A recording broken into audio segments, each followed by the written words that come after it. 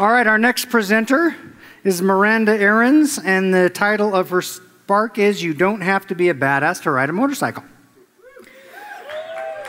Miranda is a marketing professional, motorcycle enthusiast, dog lover, adventurer, wilderness roamer, and believer in dessert. Welcome, Miranda.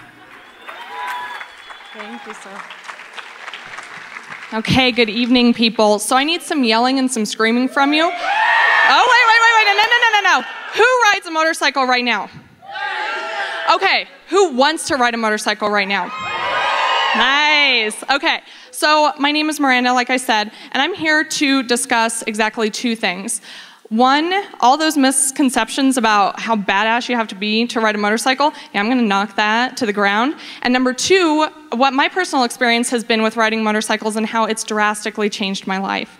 So, as a rider, there's this general mentality that if it has two wheels, then it's fun, right?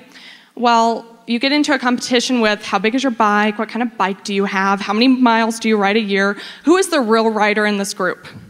Scooter riders are the real riders in this group. How many people see these guys out like in snow and rain and they're just out to go get like a gallon of milk? Yeah, they're hardcore. They're super hardcore. So kudos to all the scooter riders. I also love telling guys that I ride motorcycles because they're like, ooh, girl, I bet you're like a speed racer and an umbrella girl. And I'm like, no, like I have helmet hair. I'm sweating profusely because my motorcycle gear is so hot. Totally not sexy at all. Also, for those who ride, who has sneezed in your helmet? Who's been there? The awesome thing is when you sneeze in your helmet, but you have a passenger, so you like do the head bump and you're like clashing helmets and you're like, oh God, I hope no one saw that. And you're like wiping the snot wad out of your face shield. It's gross. What about the guys who are like, did you ride here? Did you ride to work? Did you ride to Ignite? I'm like, no, check out the picture. That helmet hair, scary. I wanted to have my A game on tonight, and A game is not helmet hair. Also, like when you go on a trip, you typically come back with like a beautiful tan. Yeah, you get 3 tans with motorcycle riding. Your left hand, your right hand, and your nose gets super burnt. And that's it. Those are the 3 tans you come back with. And when you come back from a vacation, your friends are like, ooh, I want to see the badass pictures, and they all look like this. Dad and I trying to figure out the GoPro. We're all standing on our heads. We're trying to mess with the camera with our gloves on. Yeah, we don't have any cool pictures. Also, the biggest secret, learning to ride is pretty damn easy. Parking is, at least for me, rocket science. Like, all those bruises on my bikes, yeah, those were from like convenience store parking lots. I know, I'm a badass. But the second part of this is talking about how riding motorcycles has greatly impacted my life.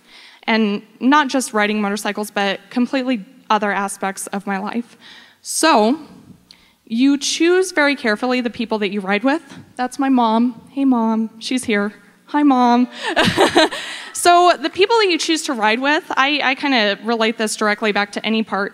You have to trust those people and love those people, and I'm not going to let anyone into my riding circle or my life that doesn't respect who I am.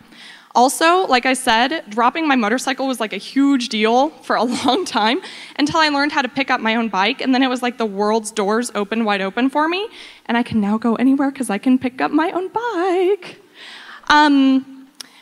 When you're in your helmet, you're alone in your helmet. It's this state of meditation that you don't really get many other places, maybe yoga, maybe some other things you do.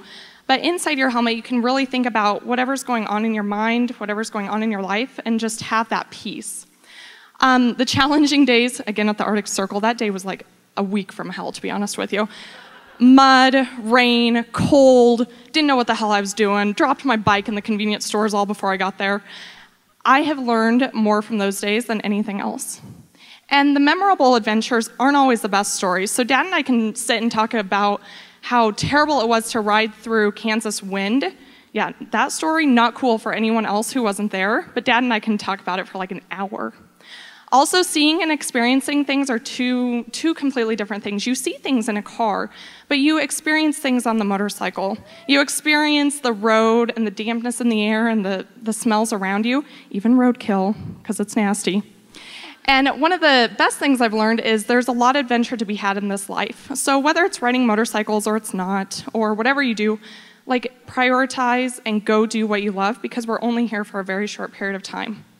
And the most important thing I've learned is ride your own ride. So in the motorcycle community, this has an undertone of safety, but I just apply it to all of life. You should do what you want in such a way that benefits the people around you and this world. So for those people who want to go ride, go take a class, learn some good skills, get a bike that feeds your soul, and start your adventure.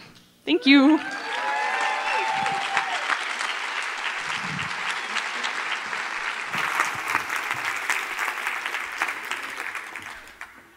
My motorcycle's at the dock, or I would have ridden it tonight. Alrighty, that was good. So, I have to credit someone else for this, and I don't remember, but our next speaker was John Walters, and he ends up with a terrible sore throat, and he couldn't be here. But his talk was about data backups, and we don't have a backup. So like I said, I didn't make that up, but it was so good I had to use it.